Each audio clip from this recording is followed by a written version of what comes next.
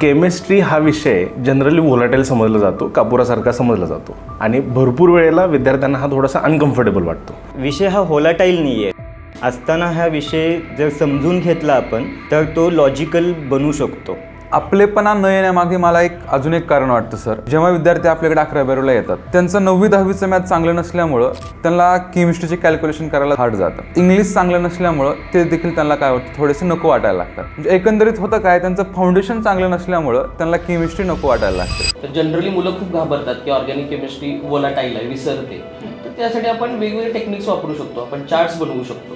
Organic केमिस्ट्रीमध्ये काय होते, मुलं काय करतात, रिॲक्शन्स बाय हार्ट करतात, which is a very wrong method. You cannot by heart reactions. का? कारण 12वी पर्यंत आपल्याला 50 to 60 ऑर्गॅनिक रिॲक्शन्स आहेत. मग ह्याच्यासाठी काय पाहिजे, you need a regular revision for दिस.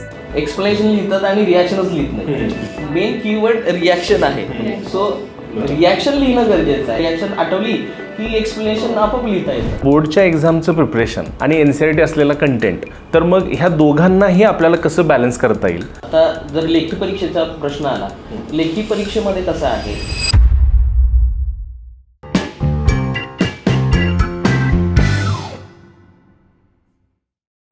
नमस्ते. आज आपण 11वीच्या आणि 12वीच्या कॉम्पिटेटिव्ह एक्झाम्सच्या अनुषंगाने केमिस्ट्री विषयासंदर्भात काही चर्चा करणार आहोत. आपल्याबरोबर 30 टीम पॅनल आहे. केमिस्ट्रीचे सगळे फॅकल्टीज आपल्यासमोर आहेत. तर आपण टप्प्याटप्प्यानं वेगवेगळ्या प्रश्नांची उत्तरं अशा पद्धतीनं आपण चर्चा करूयात. तर सगळ्यात पहिल्यांदा मला तुम्हाला प्रश्न विचारायचा असा की केमिस्ट्री हा विषय जनरली व्होलाटाईल समजला जातो, कापुरासारखा समजला जातो आणि भरपूर वेळेला विद्यार्थ्यांना हा थोडासा अनकम्फर्टेबल वाटतो. तर त्याच्याशी अक्लेमटाईज होण्यासाठी किंवा आणखीन चांगल्या पद्धतीने त्याच्यातनं मार्क्स मिळवण्यासाठी तुम्ही काय काय गोष्टी सुचवू शकाल किंवा त्याबद्दल काही हेलोबेल करा? विषयाच्या बाबतीत आपल्या काही संकल्पना ज्या असतात ना किंवा धारणा असतात त्या आधीच बनवणं ही चुकीचं आहे. विषय हा व्होलाटाईल नाही आहे. असताना हा विषय जर समजून घेतला आपण तर तो लॉजिकल बनू शकतो. पहिली गोष्ट तर त्याचं अनकम्फर्टेबल असण्याचं रिझन काय आहे की तो नवखा वाटतो आपल्याला. म्हणजे गोष्टी नवख्या असू शकतात, त्या अवघड आहेत असं नाही आहे. मग ज्या गोष्टी नवख्या आहेत त्यांना आपलंसं करणं अपेक्षित आहे. मग ते कसं करता येऊ शकतं ते, तर त्या गोष्टींना आपण रिलेट करता आलं पाहिजे. म्हणजे जे एक्झिस्टिंग आपलं नॉलेज आहे त्या एक्झिस्टिंग नॉलेजला आपण त्या गोष्टी रिलेट करतो आहे का. म्हणजे केमिस्ट्री इज ऑलवेज रिॲक्शन म्हणण्यापेक्षा रिलेशन असू शकतं का. तर जे आपल्याला माहिती आहे त्या गोष्टींबरोबर त्याचा जर आपल्याला संबंध जोडता आला तर त्या विषयाला अजून आपलं करता येऊ शकतं. आणि तो आपलेपणा एकदा आला की त्यातला जो अनकम्फर्टेबलनेस आहे तो निघून जाऊ शकतो. आता आपलेपणा न येण्यामागे मला अजून एक कारण वाटतं सर. जसं की आपल्याकडे केमिस्ट्रीमध्ये फिजिकल केमिस्ट्री येतो, त्याच्यामध्ये अनेकदा खूप कॅल्क्युलेशनचा पार्ट आहे. होतं काय, जेव्हा विद्यार्थी आपल्याकडे 11वी-12वीला येतात त्यांचं 9वी-10वीचं मॅथ चांगलं नसल्यामुळं त्यांना केमिस्ट्रीचे कॅल्क्युलेशन करायला हार्ड जातं. सोबतच काही आपल्याला वर्ड प्रॉब्लेम असतात केमिस्ट्रीमध्ये. मग इंग्लिश चांगलं नसल्यामुळं ते देखील त्यांना काय वाटतं थोडेसे नको वाटायला लागतात. म्हणजे एकंदरीत होतं काय, त्यांचं फाउंडेशन चांगलं नसल्यामुळं त्यांना केमिस्ट्री नको वाटायला लागते. आणि होतं काय, कोणतीही गोष्ट झाली हळूहळू तिची सुरुवात होते. पहिल्यांदा थोडं वाईट वाटायला लागतो, नको होत तो चांगलाच दूर निघून जातो विषय. आता ऑर्गॅनिक केमिस्ट्रीच्या बाबतीत विचार करायला गेला तर जनरली मुलं खूप घाबरतात की ऑर्गॅनिक केमिस्ट्री व्होलाटाईल आहे, विसरते. तर त्यासाठी आपण वेगवेगळे टेक्निक्स वापरू शकतो. आपण चार्ट्स बनवू शकतो. चार्ट्स बनवल्यामुळं आपल्याला एक आयडिया येऊन जाते आणि त्याला कंटिन्युअसली रिवाईज करायची गरज आहे असं मला वाटतं. की कंटिन्युअसली मुलं काय करतात की एकदा वाचलं की तो सोडून देतात. तसं नाही. तुम्ही तो रिएजंट काय प्रोडक्ट तुम्हाला देतो हे जरी तुमच्या डोक्यात राहिलं, त्याचे चार्ट्स बनवले, फ्लॅश कार्ड्स बनवले तर मुलांना अधिक सोयीस्कर आणि सोपं जाऊ शकतं केमिस्ट्रीच्या बाबतीत. ओके. जसं आता आपण चर्चा केली की फिजिकल केमिस्ट्रीचा विषय आला किंवा मग ऑर्गॅनिक केमिस्ट्रीचा विषय आला तर सर केमिस्ट्रीच्या आपल्या जनरल 3 ब्रँचेस आपण पकडतो. एक आहे समजा फिजिकल केमिस्ट्री, दुसरी आहे इनऑर्गॅनिक केमिस्ट्री, तिसरी आहे परत ऑर्गॅनिक केमिस्ट्री. ह्या तिघांच्या अंडरस्टँडिंगमध्ये आपल्याला काही वेगवेगळा स्किलसेट डेव्हलप करावा लागतो का? तिघांचं अंडरस्टँडिंग एकत्र इंटिग्रेटेड आपण घेऊन जाऊ शकतो का? हा ॲक्च्युली माझा प्रश्न आहे. तर त्याबद्दल मॅडम काय सांगाल तुम्ही? तिन्ही टॉपिक्स जे आहेत फिजिकल केमिस्ट्री, इनऑर्गॅनिक केमिस्ट्री आणि organic chemistry, they are all related. असं नाही आहे की एक branch it is completely different from the another. तिन्ही केमिस्ट्रीचेच आहेत, बरोबर. सो तिघांमध्ये रिलेशन आहे. आता जेव्हा आपण फिजिकल केमिस्ट्रीकडे बघतो, okay, physical chemistry seen like a numerical subject. So तुम्हाला जर एखादा कॉन्सेप्ट परफेक्ट आहे, ओके, मग तुम्ही तिकडे फॉर्म्युलाज अप्लाय करून definitely you can solve a numerical question. जेव्हा आपण इनऑर्गॅनिक केमिस्ट्रीकडे पाहतो तिकडे खूप एक्सेप्शन्स असतात. थेरॉटिकल कॉन्सेप्ट जरा जास्त असते इनऑर्गॅनिक केमिस्ट्रीमध्ये, म्हणून तिकडे आपलं रीडिंग एबिलिटी स्ट्रॉंगर असायला पाहिजे इनऑर्गॅनिक केमिस्ट्रीसाठी. अँड लास्ट वन जे खूप मुलांना भीती वाटते, दॅट इज ऑर्गॅनिक केमिस्ट्री. ऑर्गॅनिक केमिस्ट्रीमध्ये काय होते, मुलं काय करतात, रिॲक्शन्स बाय हार्ट करतात, which is a very wrong method. You cannot by heart reactions. का? कारण 12वी पर्यंत आपल्याला 50 to 60 ऑर्गॅनिक रिॲक्शन्स आहेत. आपण सगळे बाय हार्ट करू शकत नाही आणि आठवण पण नाही राहणार आपल्याला. मग ह्याच्यासाठी काय पाहिजे, you need a regular revision for this. असं नाही आहे मी आज वाचले 10 दिवस मी रेस्ट घेते, नाही. तुम्ही रेग्युलर टच मध्ये असायला पाहिजे. आणि रिव्हिजन कसं करावं लागते, तुम्ही आज वाचला की 2-3 दिवसांनी तुम्ही ते रिकॉल करावं लागेल. तुम्ही रिकॉल करून लिहायची प्रॅक्टिस पाहिजे. Writing practice is a must for organic chemistry. त्याच्यामध्ये मेकॅनिझम हा एक महत्त्वाचा पार्ट आहे. जर त्याचं मेकॅनिझम आपण अंडरस्टँड करून घेतलं तर ते लॉंग टर्म आपल्याला रिॲक्शन बनवता यायला पाहिजे. लक्षात ठेवण्याऐवजी रिॲक्शन कशा बनवू शकतात याचं लॉजिकल सिक्वेन्सनी आपल्याला थिंकिंग वाढवलं पाहिजे. बेसिकली वाचत असताना आपण थिंकिंग करतो आहे का त्याच्यावरती, हा पार्ट खूप मॅटर करतो. आता मेकॅनिझममध्ये काय येतं की नेमकं तिथं काय जनरेट झालं आणि ते कसं अटॅक करतंय मॉलिक्युल्सवरती किंवा रिॲक्शनमध्ये. मग ह्या गोष्टी मुलांनी बेसिकमध्ये समजून घेतलं तर मला नाही वाटत की केमिस्ट्री विसरेल त्यांची. तर त्याच्या मागं आपण शोधलं पाहिजे की काय रिझन आहे. आणि प्रत्येक गोष्टीला आपण ॲज अ सायन्स स्टुडंट म्हणून आपण शिकलं पाहिजे की त्याच्या मागं काय कारण आहे. पाठांतराला गेलं तर ते पाठ करण्यासारखे विषयच नाही आहेत म्हणून की मागं शोधा, तुम्हाला आपोआप ते लक्षात राहते असं. आणि जसं मॅडम म्हटलं की इनऑर्गॅनिकमध्ये आपल्याला खूप सारे एक्सेप्शन्स आहेत, पण एक्सेप्शन्सला एक्सप्लेनेशनसुद्धा आहेत. आपण त्याचे एक्सप्लेनेशन पाहत नाही आणि म्हणून आपल्याला त्याचे एक्सेप्शन्स दिसायला लागतात. ते एक्सप्लेनेशन्स आपल्यासमोर असतील तर ते एक्सेप्शन्स आपल्याला पाठांतर करावं लागणार नाहीत. ते when you know the reasons त्याच्यातलं आश्चर्य निघून जातं. आणि मग त्या पॅटर्नमधून जर आपण गेलो एक्सप्लेनेशनच्या बेसिसवरती तर मग ते त्या सब्जेक्टचं लॉजिकल डेव्हलपमेंट व्हायला लागतं आणि मग क्वेश्चन्स आपल्याला टॅकल करता येऊ शकतात. आता आणखीन एक प्रश्न माझा काय राहतो आहे, 11th-12th ज्यावेळेला विद्यार्थी प्रिपरेशन करत असतात त्यावेळेला भरपूरदा जो फाउंडेशन आहे लाईक 9th and 10th जे काही टॉपिक्स आहेत तर त्याचं प्रिपरेशन आणि 11th and 12th त्याचं असलेलं रिलेशन, तर आपल्याला कधीपासून हे प्रॉपरली प्रिपरेशन करायला पाहिजे आणि कशा पद्धतीनं 9वी-10वीला प्रिपरेशन करायला पाहिजे जर आपण केमिस्ट्रीला चांगल्या पद्धतीनं मार्क घेऊ इच्छित असू तर. फाउंडेशन खूपच मॅटर करते खरं तर. इनफॅक्ट फाउंडेशन चांगलं नसणं हेच केमिस्ट्रीच्या बाबतीत 11th-12thला इश्यू आहे. जर 9th आणि 10th इस्पेशली 8+ जर आपण सिलेबस बघितला तर तोच सिलेबस एक्सटेंडेड फॉर्ममध्ये आपल्याला 11th आणि 12thला मिळतो. मग त्याची डेप्थ फक्त वाढते. आता इन जनरल आपण बघतो की CBSE पॅटर्न सगळीकडं होणारच आहे. आता इन जनरल गव्हर्नमेंटचा जो GR आहे त्याच्यानुसार आता 9thला जो तुम्ही जर केमिस्ट्री बघितली तर पिरियॉडिक टेबलचा बेसिक पार्ट येतो आणि तोच ॲडव्हान्स होऊन तुम्हाला 11वीला येतो. आणि JEEला आणि JEE ॲडव्हान्सला त्याच्याशीच रिलेटेड आहे. म्हणजे तुमचा इथं बेस पक्का झाला त्याच्यानंतर तुमचा 11वीला येणार आहे आणि मग JEE ॲडव्हान्सचा थोडासा पॅटर्न वेगळा आहे, त्याच्यामध्ये थोडेसे ॲडव्हान्स लेवलचे क्वेश्चन्स असणार आहे असं.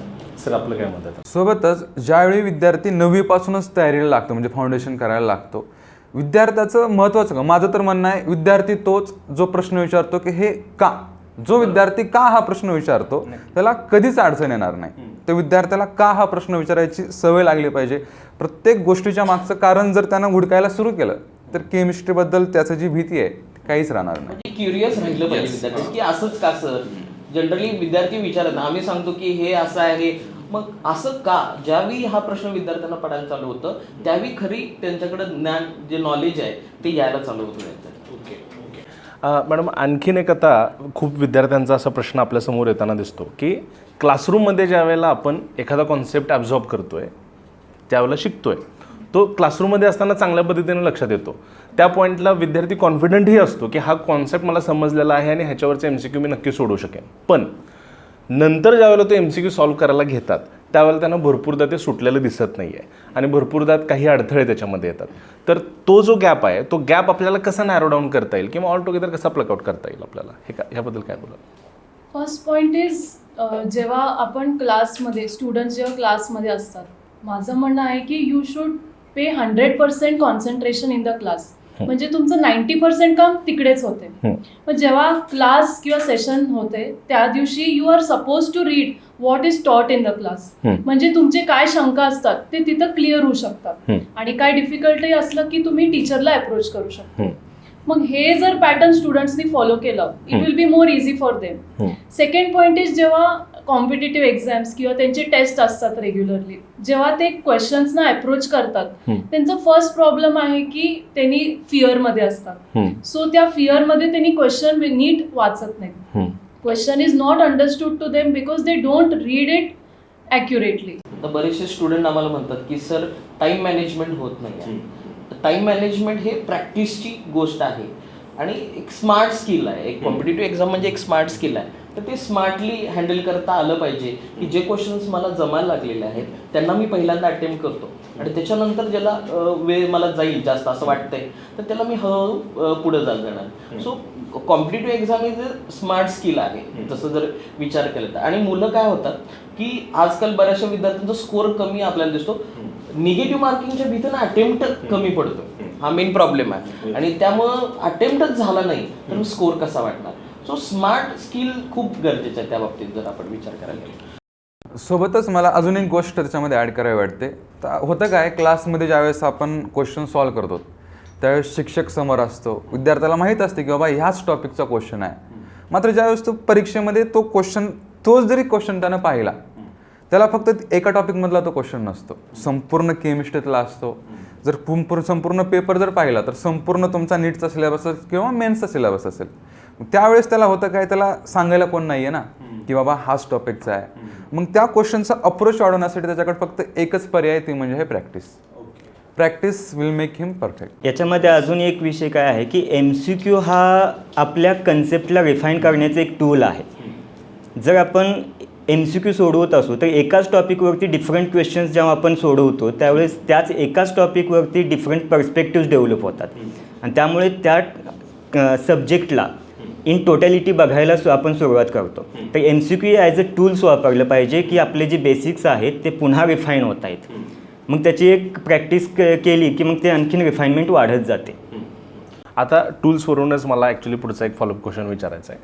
जसं आपण मगाशी 3 ब्रँचच्या संदर्भात बोललो तर इथं ओव्हरऑल केमिस्ट्रीचं चांगलं अंडरस्टँडिंग करून घेण्यासाठी काही टूल्स तुम्ही सुचवाल का? ह्या टूल्समधून आपल्याला हा आउटकम भेटू शकेल आणि ह्या आउटकममुळे ऑटोमॅटिकली एंड रिझल्ट्स आपल्याला चांगल्या पद्धतीने येऊ शकतील. तर असे काही टूल्स तुम्ही सुचवाल का सर? आता जसं मी मगाशी सांगितलं की ऑर्गॅनिक केमिस्ट्रीच्या बाबतीत फ्लॅश कार्ड्स मुलं वापरू शकतात, चार्ट्स बनवू शकतात. आणि जिथं रेग्युलरली समजा एखाद्या आपण चार्ट्स बनवले तर ते कंटिन्युअसली तुमच्या नजरेसमोर बऱ्याच वेळेला ठेवावं लागतं. त्याच्यामुळे काय होते, पिक्टोरियल मेमरी जी आहे ती आपली वाढते आणि एकदा आपल्या इमेज ती बसली तर एक्झाममध्ये येतं, फ्लोमध्ये येऊन जातं, अडचण येत नाही तशी. मला वाटतं की प्रत्येक सब्जेक्टचे काही की टॉपिक्स असतात आणि त्या की टॉपिक्समध्ये की कन्सेप्ट्स असतात. We have to identify those key concept first. जसं की आता 9th आणि 10th लेवलला पिरियॉडिक टेबल आहे अभ्यासाला. जर तो पिरियॉडिक टेबल तिथं चांगला झाला तर 11th-12thला इनऑर्गॅनिकचा बेस बनायला लागतो. 10thला आपण आल्यानंतर IUPAC आहे, हायड्रोकार्बन्स आहेत, तर तिथं जर तो आपला बेस व्यवस्थित केला गेला तर 11thला आल्यानंतर GOCला मदत होते. तर हे टूल्स म्हणूनच वापरता येतात. म्हणजे की कन्सेप्ट आयडेंटिफाय करणं आणि ते ॲज अ टूल म्हणून आपण पुन्हा पुन्हा अप्लाय करू शकतो. हार्डली तिकडे 5 ते 6 कन्सेप्ट आपल्या हाताला लागतात जे आपल्याला हायस्कूलला मिळतात ते, पण त्याच टूल्स म्हणून आपण 11th-12thला यूज करू शकतो पुन्हा पुन्हा. त्याचे ॲप्लिकेशन्स वाढतात फक्त, बाकी काही नाही. NCERT हा एक गोल्ड स्टँडर्ड पकडला जातो आहे सगळ्याच कॉम्पिटेटिव्ह एक्झामसाठी. मग NCERTवरती चांगला होल्ड आणण्यासाठी काही समजा टूल तुम्ही सुचवाल का? NCERTसाठी होल्डमध्ये आणण्यासाठी रीडिंग पाहिजे, रेग्युलरली रीडिंग. आणि जिथे तुम्हाला कीवर्ड्स मिळतात you have to underline that particular word त्याच्याबद्दल थोडं सर्च करणे किंवा थोडं डेप्थमध्ये जाणं हे अपेक्षित आहे. बऱ्याचशा विद्यार्थ्यांचा काय प्रॉब्लेम होता, मराठी मीडियमची काही मुलं आहेत, सेमीची मुलं आहेत, त्यांना लँग्वेजमध्ये थोडंसं, आता काही शब्द असं नाही की काहीच समजत नाही, काही शब्द समजत नाही, तर अशा वेळेला डिक्शनरी वापरणं योग्य ठरतं. पण डिक्शनरी वापरल्यामुळे तो शब्द, आणि हे फक्त प्रायमरी लेवलला होतं, नंतर नंतर त्यांना जसं समजायला चालू होतं तसं तसं शब्दांची काय अडचण येत नाही. सो डिक्शनरी वापरणं हे मुलांसाठी चांगलंच आहे. NCERT ही वाचणं हे स्किल आहे ॲक्च्युली. NCERTवरती वाचण्यापेक्षा जास्त काम करावं लागतं, कारण ते एक्सपर्ट्सनी लिहिलेले असतात. ते बऱ्याचशा गोष्टी तुम्हाला तिथे डायरेक्ट दिसतील आणि मग तुम्हाला ते वाचताना त्याच्यावरती काम करावं लागतं. म्हणजे मायन्यूट डिटेल्स त्यातले बघावे लागतात, त्यातले बॉक्सेस, ग्राफ्स, हे व्यवस्थित जर काम केलं आपण तर NCERTच्या बाहेर क्वेश्चन JEEलाही जात नाही आणि नीटलाही जात नाही आपण असं म्हणतो, कारण त्याच्यावरती काम केलं तर ते होऊ शकतं. तर ते मायन्यूट डिटेल्सनी वाचावं लागते NCERT. आणि लँग्वेज बॅरियर जसे सर म्हटले, ती लँग्वेज बॅरियर ही सुरुवातीचाच फक्त टप्पा असू शकतो, नंतर ते अकोमोडेट होऊ शकतो तो. आणि या सर्वातूनच बाहेर येण्यासाठी आम्ही थोडंसं काय करतो, जसं रिॲक्शन्स असतील त्याला मॉड्युलर वेमध्ये असेल किंवा P ब्लॉकचे काही कंपाऊंड्स असतील ते स्ट्रक्चर मॉड्यूलच्या मार्फत क्लासरूममध्ये दाखवायचा आम्ही चांगल्या पद्धतीने प्रयत्न करतो. आणि जसं सर म्हणले पिक्टोरियल मेमरी, तर पिक्टोरियल मेमरी वाढवण्यासाठीच हा सगळा खटाटोप आहे. जसं रिॲक्शन्स मॉड्युलर पद्धतीने दाखवणे, स्ट्रक्चर्स दाखवणे, याच्यामुळे आम्हाला आउटपुट पण असं दिसतं की विद्यार्थ्यांना ते लक्षात ठेवायला म्हणा किंवा समजायला खूप सोपं जातं. इमॅजिनेशन पॉवर थोडीशी काम करते. म्हणजे काय की तुम्हाला इलेक्ट्रॉन कुठे दिसणार नाही, प्रोटॉन कुठे दिसणार नाही, पण जसं मॉडेल जे आहेत atomic model, Thomson atomic model, Bohr's atomic model, so मुलांनी ते इमॅजिनच करायला पाहिजे. मग काही वेळेला आपण त्याचे आता व्हिडिओज खूप छान मिळतात, तसे व्हिडिओज दाखवून पण आपण ते करू शकतो. एज्युकेशनल टूल्स ॲडव्हान्स आलेले आहेत आणि त्याचा वापर करून आपण ती मेमरी वाढवू शकतो, असं करू शकतो. 3 डायमेन्शनल मॉडेल्स क्लासमध्ये यूज करून मग कार्बनची बॉन्डिंग, इथेन म्हणा, त्यांचे स्ट्रक्चर्स, अल्किन कसं दिसू शकते, अल्काईन कसं दिसू शकते, त्यांच्यामध्ये bonding, double bond, triple bond, हे पटकन मुलांना फक्त आपण जेव्हा बोर्डवर ड्रॉ करतो त्यांना लक्षात येत नाही. खरं जेव्हा हे आम्ही त्यांना दाखवतो मग त्यांनी व्हिज्युअलाइज करून it will be more easy for them. Actually केमिस्ट्रीची अडचण काय आहे की फिजिक्स जसं तुम्हाला आजूबाजूला फिनॉमिनामध्ये दिसतो, केमिस्ट्री सबस्टन्स लेवलला आहे, तो पदार्थाच्या आत जाऊन करावा लागतो आहे, त्यामुळे थोडीशी अडचण येते मुलांना. पण याच्यामध्ये मग थोडंसं आपण इमॅजिनेशन पॉवर वाढवली किंवा मगाशी जसं म्हटलं की जर तुम्ही ऑलरेडी तुम्हाला ज्या गोष्टी माहिती आहेत त्याच्याशी तुम्ही संबंध जोडू शकताय का त्याचा, तर डेफिनेटली जोडू शकतो. जसं बॉन्डिंगचं मॅडम म्हटल्या, तर बॉन्डिंग जसं ह्युमनमध्ये आहेत तसंच पदार्थांमध्ये सुद्धा आहे. जसं ह्युमनच्या काळ आणि जागा बदलल्या की त्यांचे बिहेवियर बदलतं, तसंच पदार्थांचंही आहे की कंडिशन्स बदला तुम्ही, त्यांच्या बिहेवियर्स बदलायला लागतात त्या, तर तुम्ही तशा रिलेट करू शकताय त्या गोष्टी. ओके. NCERTचं प्रिपरेशन 2 वर्ष विद्यार्थी करत असतात. लेट्स अज्युम की एखादा ग्रुप आहे विद्यार्थ्यांचा, तो स्टेट बोर्डला अपिअर होतो आहे. आता स्टेट बोर्डला जी रिटर्न एक्झाम आपली बोर्डशी येते, तर त्या बोर्डच्या एक्झामचं प्रिपरेशन आणि NCERT असलेला कंटेंट, जो की समजा 2 वर्ष आपण ऑब्जेक्टिव्हच्या माइंडसेटनं प्रिपेअर करायला लागलो आहे आणि आपण ॲक्च्युली 12चे बोर्डचे एक्झाम रिटर्न स्किलसेटनं लिहायला लागलो आहे, तर मग ह्या दोघांनाही आपल्याला कसं बॅलन्स करता येईल जेणेकरून एखादा कुठला तरी गोष्ट आपल्याला मिस आउट होणार नाही, तर त्याबद्दल काय सांगाल? आता जर लेखी परीक्षेचा प्रश्न आला, लेखी परीक्षेमध्ये कसं आहे, मुलांचं लिखाण चांगलं पाहिजे, त्यांना ते मांडता आलं पाहिजे, हे महत्त्वाचं. आणि लिखाणाची परीक्षा खूप अवघड अशी नाही आहे. एक्झामिनर जो बोर्ड जे पेपर चेक करणारे असतात त्यांना ते पॉईंट्स आले, केमिस्ट्रीमध्ये तुम्ही काहीच एक्स्ट्रा काहीच लिहू शकत नाही. त्यांना जे पॉईंट आहेत ते जर मुद्दे आले, आता डेफिनेशन आहे, ऑस्मोसिस सारखी प्रोसेस आहे, तर ते डायरेक्टली डेफिनेशन्समध्ये आले तर ते मार्क तुम्हाला पर्टिक्युलरली मिळून जातात. मार्क पिक करायचं असतात. मुलं काय करतात की पेपर पूर्ण अटेम्प्ट करत नाही, येते का लक्षात? आणि पेपर अटेम्प्ट नसल्यामुळे काय होतं, त्यांचा तसा स्कोर कमी होतो. आणि JEEला स्पेशली आपल्याला तो स्कोर स्टेट बोर्डचा कन्सिडर्स करावा लागतो, त्याच्याशिवाय पर्याय नाही. 75% आपल्याला पर्सेंटेज करावंच लागतं. त्यामुळे बोर्ड ही तितकंच महत्त्वाचं आहे. बरोबर. प्रसाद सर, काय त्याच्याबद्दल? कन्सेप्च्युअल क्लॅरिटी असेल विद्यार्थ्याकडे चांगली व्यवस्थित, तर कन्सेप्च्युअल क्लॅरिटीमुळे तो MCQ नक्कीच चांगल्या पद्धतीने अटेम्प्ट करू शकतो. आणि ती डोक्यामध्ये क्लॅरिटीमध्ये असेल तर त्याला उतरवायला काहीच अडचण येणार नाही. आणि शेवटी थोडंसं आपल्याला लिखाणाची होतं काय, 10वीपर्यंत चांगला आपण आपला विद्यार्थी लिखाण करतो, त्याला 3 तासामध्ये लिहायचं किती, काय स्पीड ठेवावी याची चांगली त्याने प्रॅक्टिस केलेली असते. का तर त्याच्याकडे फक्त एकच टार्गेट असतं. पण ज्यावेळेस तो 12वीला जातो त्यावेळेस त्याच्याकडे 2 टार्गेट आहेत. त्यामुळे होतं काय, तो एकाच टार्गेटकडे जर जास्त जर फोकस केलं तर मग लिखाणाची प्रॅक्टिस वगैरे थोडीशी कमी होण्याची असते शक्यता. आणि लिखाणाला कंटाळा करतो ज्यावेळी अभ्यास करताना की लिखाणाला कंटाळा करतात. मग काय होतं, त्यांचा ऑब्जेक्टिव्हचा स्कोर बऱ्यापैकी काही मुलांचं उलट होतं. ऑब्जेक्टिव्हचा स्कोर वाढतो आणि बेसिकली फक्त ॲप्रोचमध्ये डिफरन्स आहे. तुम्हाला सबस्टन्स वाढवता आला पाहिजे. सब्जेक्ट चांगला केला तर तुम्ही MCQला कसं जायचं इथं ॲप्रोच बदलू शकता आणि डिस्क्रिप्टिव्हला कसं जायचं आहे तिथं ॲप्रोच बदलला. तुमच्याकडे कंटेंट असेल तर you can write on it. जसं सर आता तुम्ही सांगितलं की बोर्डाच्या एक्झामला टॅकल करण्यासाठी कॉन्सेप्च्युअल अंडरस्टँडिंग असेल तर आपण पेपरवरती आणू शकतो आहे. विद्यार्थ्यांच्या लिखाण चांगलं असायला पाहिजे, ते त्यांना मार्क्स पिक करता आले पाहिजेत. तर ह्याच्यासाठी काही टूल्स तुम्ही सांगू शकाल का मॅडम? कसं आहे, बोर्ड एक्झाम्स आणि competitive exam they go parallel. Okay, so ह्याच्यासाठी student should have a ability to prepare their own short notes. जेव्हा हे शॉर्ट नोट्स त्यांचे तयार असतात तिकडे तुमचे कीवर्ड्स तुम्हाला माहिती असतात. एखादं पर्टिक्युलर डेफिनेशन आलं किंवा क्वेश्चन आला किंवा समजा एक एक्झाम्पल उदाहरणाला वुड्स रिॲक्शन विचारलंय. आता आपल्याला माहिती आहे वुड्स रिॲक्शन मध्ये आपण काय करतो, आपल्याला एक अल्काइल हॅलाइड पाहिजे आहे, सोडियम मेटल आणि सॉल्व्हेंट म्हणून आपण ड्राय इथर घेतो. हे तुमचे 3 की टर्म्स त्या रिॲक्शन मध्ये पाहिजेत. ओके, सो तुम्ही दुसरं काही लिहिलं नाही तर इट इज ओके, बट हे तुमचे कीवर्ड जे मेन रिॲक्शन मध्ये युज्ड आहे ते जर तुम्ही रिॲक्शन व्यवस्थित लिहिला आणि त्याचं एक्सप्लेनेशन व्यवस्थित पद्धतीनं तुम्ही दिला की you can score well. Okay. बऱ्याचशा वेळेला विद्यार्थी काय करतात, एक्सप्लेनेशन लिहितात आणि रिॲक्शनच लिहित नाही.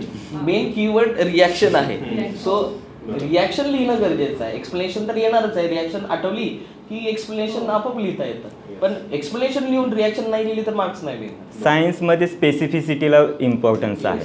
स्पेसिफिक वर्ड्स घेऊन गेलं पाहिजे. जसं मॅडम म्हटलं की कीवर्ड्स उचलता आले पाहिजेत आपल्याला. त्याच्या मायक्रोनोट्स बनवल्या आणि कीवर्ड्स उचलले तर तुम्ही ते एलॉबरेट करू शकता डिस्क्रिप्टिव्ह रायटिंगसाठी. आणि इथं आपल्या तर MCQसाठी तर तोच कंटेंट लागतो आहे. आणि मायक्रोनोट्सचा अजून एक फायदा म्हणलं तर आपल्याला जो सब्जेक्ट आहे त्याला रिव्हिजन करण्यासाठी पण तो खूप उपयुक्त ठरतो. कमी वेळामध्ये तो जास्त प्रमाणात रिव्हिजन करू शकतो. Yes, thank you so much everyone. Prasad sir, Prakash sir, Nitin sir, Shubh madam, सगळ्याच विद्यार्थ्यांना होपफुली तुम्ही जो काही कंटेंट दिलेला आहे, तुम्ही जो काही कॉन्सेप्ट काही सांगितलेले आहेत, जी काही माहिती सांगितली आहेत ते विद्यार्थी चांगल्या पद्धतीनंच ग्रास्प करतील आणि तिथून पुढं त्यांचा स्कोर वगैरे वाढवतील. So thank you so much.